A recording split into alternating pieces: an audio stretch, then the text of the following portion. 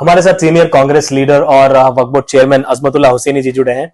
Sir, केंद्र मंत्री बंडी संजय जी ने कहा है कि जिस तरीके से राहुल गांधी जी का प्रधानमंत्री बनना नामुमकिन है, उसी तरीके से जो रेवंत रेड्डी जी का प्रपोजल आया है कि 25 साल से घटाकर 21 साल जो निचली आयु सीमा है वो असेंबली और पार्लियामेंट के लिए की जानी चाहिए, वो इसी प्रकार का नामुमकिन टास्क है, ऐसा उन्होंने कहा है। इसको कैसे देखते हैं?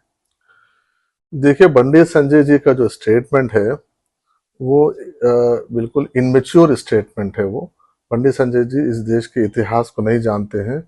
वो मोदी जी के रहम करम पे वो मंत्री बने हैं, उनको इस देश का इतिहास नहीं मालूम है और कांग्रेस पार्टी का इस देश के तरक्की में, देश के निर्माण में जो कांग्रेस पार्टी का योगदान है बंडी संजय जी को नहीं मालूम है।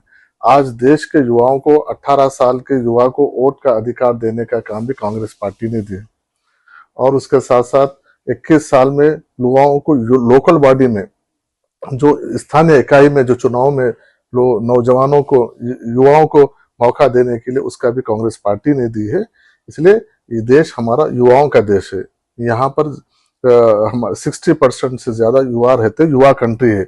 21वीं सदी का जो ख्वाब था इस देश को देने का काम भी राजीव जी ने दिया था। उनके सुपुत्र राहुल गांधी जी है।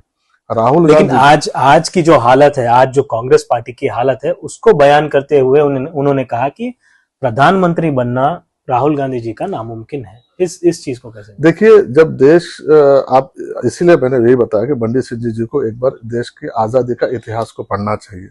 जिस टाइम पे आजादी का मूवमेंट स्टार्ट हुआ था उस टाइम पे भी लोग ऐसे ही बोले थे, जो आरएसएस के लोग थे या जो उनकी विचारधारा के लोग थे, कि अंग्रेजों के शासन में सूरज नहीं डूबता। तो उस चीज को कांग्रेस पार्टी ने मुमकिन करके दिखाया है। तो लोकतांत्रिक प्रोसेस में, लोकतांत्रिक कंट्री में जनता जनार्दन होती है, अल्टीमेटली जनता की जो निर्णय होता है।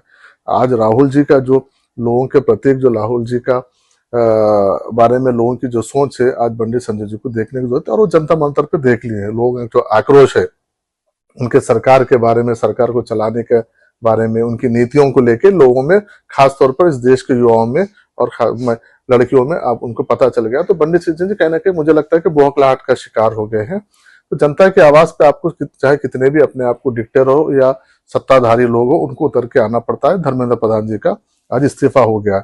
राहुल जी हमारे देश के फाइटर है। राहुल जी समस्याओं पे बात करने वाले हैं, जनता के हित के लिए बात करने वाले नेता है, सत्ता के पीछे भागने वाले। अगर राहुल जी चाहते तो 2004 में, 2009 में प्रधानमंत्री बन सकते थे, मंत्री बन सकते थे, लेकिन राहुल जी को सत्ता नहीं चाहिए। जनता के हित के लिए काम करने वाले, जनता, इस देश के युवाओं के लिए, और देश के युवाओं के लिए राहुल जी काम कर रहे हैं। अल्टीमेटली देश के युवा और देश की जनता डिसाइड करेंगे कि कौन प्रधानमंत्री बनेगा, कौन प्रधानमंत्री नहीं बनेगा।